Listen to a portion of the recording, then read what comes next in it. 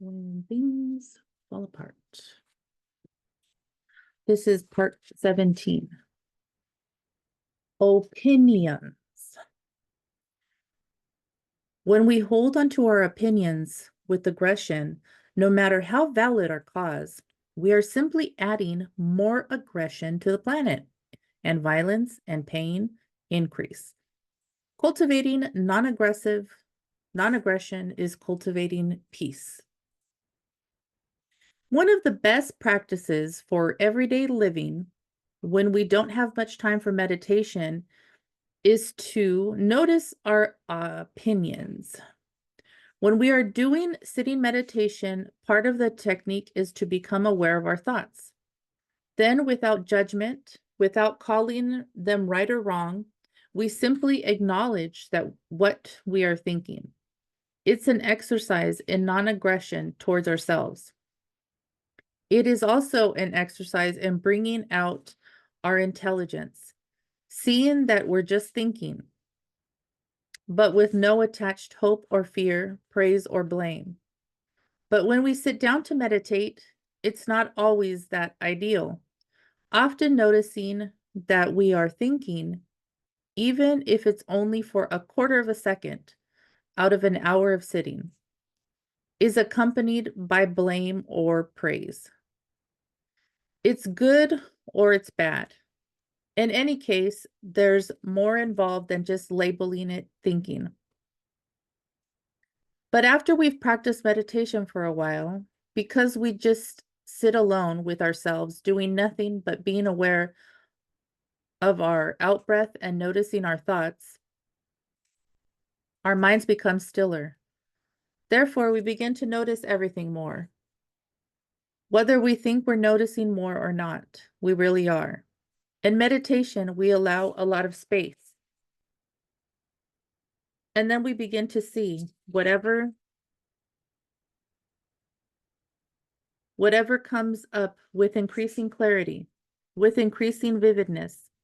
We notice that we're churning our thoughts all the time, and that there are also gaps in all the chatter. We also notice our attitude about what is going on.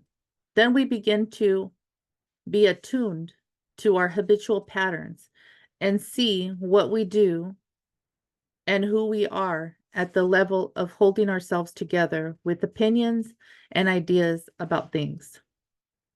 When we're not in meditation, we could begin to notice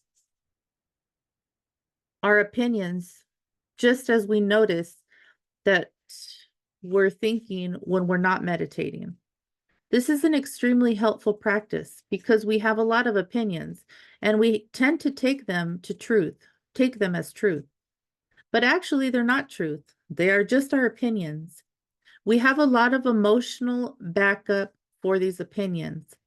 They are often judgmental or critical. They're sometimes about how nice or perfect something is.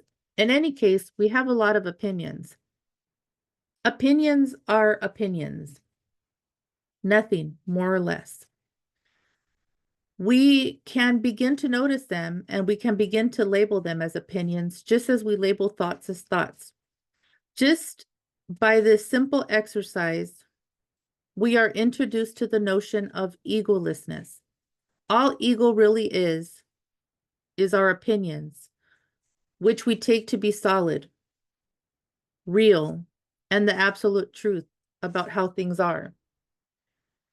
To have even a few seconds of doubt about the solidity and absolute truth of our own opinions, just to begin to see that we do have opinions, introduces us to the possibility of egolessness. We don't have to make these opinions go away, and we don't have to criticize ourselves for having them. We could just notice what we say to ourselves and see how so much of it is just our particular take on reality, which may or may not be shared by other people. We can just let go. We can just let those opinions go and come back to them We can't just let those opinions go and come back to them. We can't just let those opinions go and come back to the immediacy of our experience. We can come back to looking at someone's face in front of us, to tasting our coffee, to brushing our teeth, to whatever we might be doing. If we can see our opinions as opinions, and even for a moment, let them go, and then come back to the immediacy of our experience, we may discover that we are in a brand new world, that we have new eyes and new ears. When I talk about noticing opinions, I'm talking about noticing them as a simple way of beginning to pay attention to what we think and do, and how much energy comes along with that. Then we can also begin to realize how solid we make things and how easy it is to get into a war in which we want our opinions to win and someone else's to lose. It is especially tempting to do this when we are engaged in social action. Let's use the example of the ozone layer. We can rightly say that the thinning of the ozone layer is a scientific fact. It's not simply an opinion. But if the way we work with trying not to further harm the ozone layer is to solidify our opinion against those we feel are at fault, then nothing ever changes. Negativity begets negativity. In other words, no matter how well documented or noble our cause is, it won't be helped by our feeling aggression towards the oppressors or those who are promoting the danger. Nothing will ever change through aggression. You could say that not much changes through non-aggression either.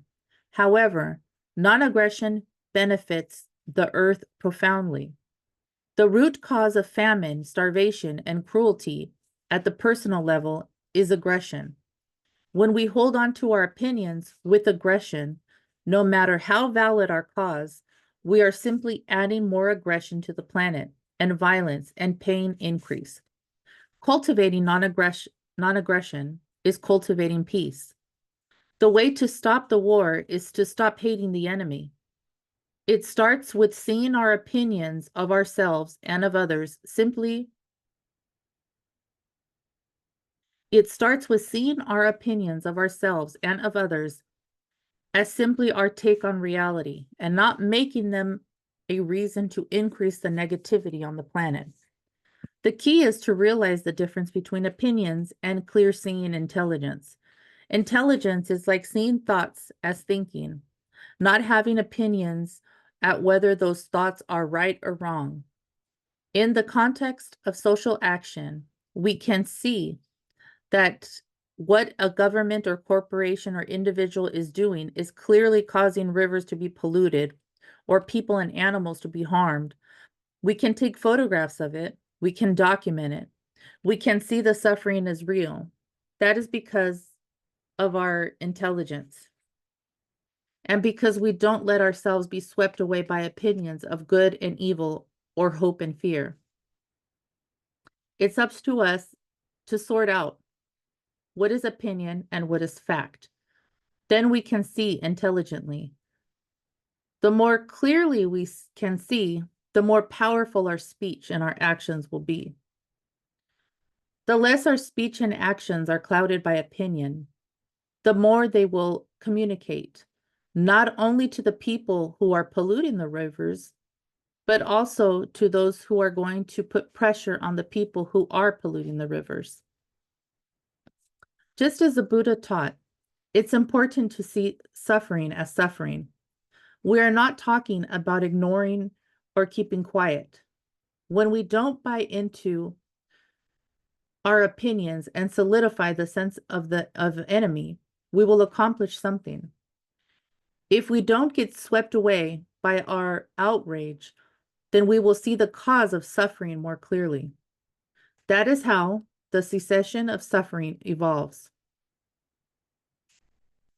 This process requires enormous patience.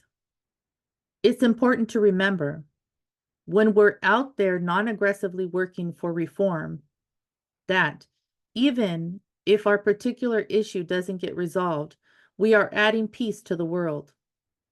We have to do our best and at the same time give up all hope of fruition. One piece of advice that Don Juan gave to Carlos Castaneda was to do everything as